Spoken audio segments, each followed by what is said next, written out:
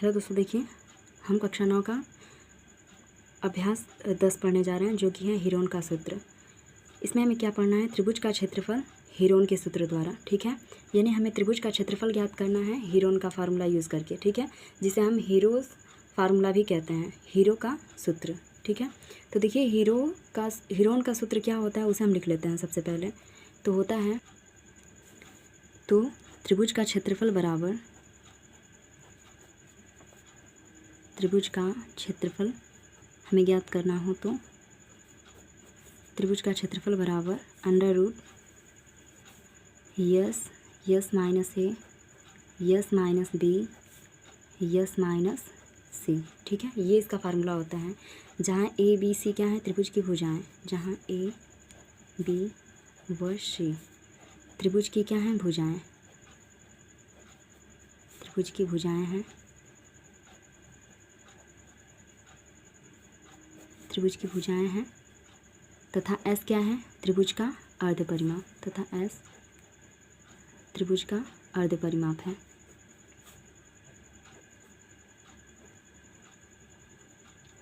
त्रिभुज का अर्ध परिमाप है।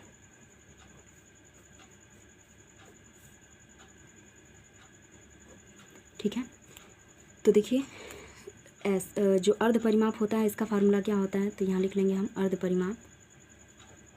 त्रिभुज का अर्ध परिमाप एस बराबर होता है ए प्लस बी प्लस सी और अपॉन में 2। ठीक है, तो ये होता है हमारा फार्मूला। इसी पे हमारा ये पूरे चैप्टर का क्वेश्चन लगने वाला है। ठीक है, तो आइए हम देखते हैं अपना पहला। तो देखिए पहला क्वेश्चन है, एक यातायात संकेत बोर्ड पर आगे स्कूल लिखा है और यह भुजा ए वाले एक समबाहु त्रिभुज के आकार का है।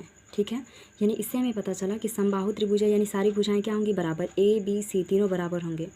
हीरोन के सूत्र का प्रयोग करके बोर्ड का क्षेत्रफल ज्ञात कीजिए यदि संकेत बोर्ड का परिमाप 180 सेंटीमीटर हो। यानी परिमाप हमको दे दिया, इससे हम अर्ध परिमाप निकाल लेंगे तो क्षेत्रफल क्या होगा। ठीक है, देखिए पहला क्वेश्चन, ए बी सी एक यातायात संकेत बोर्ड है, इस पर क्या लिखा है? आगे स्कूल है। ठीक है, यानी कि स्कूल है आगे, ये लिखा है इसमें आगे स्कूल है। ये बोर्ड है, ये सिंबल है जिस पे लिखा है आगे स्कूल है। और इस सारे की भुजाएं जो हैं वो ए हैं। समबाहु त्रिभुज सभी भुजाएं क्या होंगी? बराबर, यानी कि ए बराबर बी बराबर सी, ये तीनों की वैल्यू जो होगी वो ए सेंटीमीटर के बराबर है। ठीक है, और इसका परिमाप कितना दिया है हमको? त्रिभुज का परिमाप दिया हमको 180 सेंटीमीटर। तो परिमाप 180 सेंटीमीटर है, तो अर्ध परिमाप कितना हो जाएगा? तो हम बात करें अर्ध परिमाप का, अर्ध परिमाप एस बराबर हो जाएगा परिमाप का आधा, तो यहाँ लिख लेंगे परिमाप बटा में 2। तो एस की वैल्यू कितनी आ जाएगी? एस की हम बात करें तो हो जाएगा 180 बटा में 2, तो ये हो गया हमारा 90 सेंटीमीटर। ठीक है, अब हमें ज्ञात करना है कि हमारी जो तीनों भुजाएं हैं वो कितने कितने की हैं। तो देखिए परिमाप, त्रिभुज का परिमाप बराबर क्या होता है फार्मूला? तो हम लिख लेते हैं यहाँ, त्रिभुज का परिमाप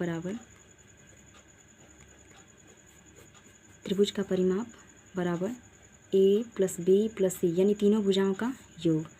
परिमाप हमको दिया है 180 और ए का मान कितना है? ए के बराबर, और बी का भी वैल्यू कितना है? ए के बराबर, और सी भी कितना है? ए के बराबर।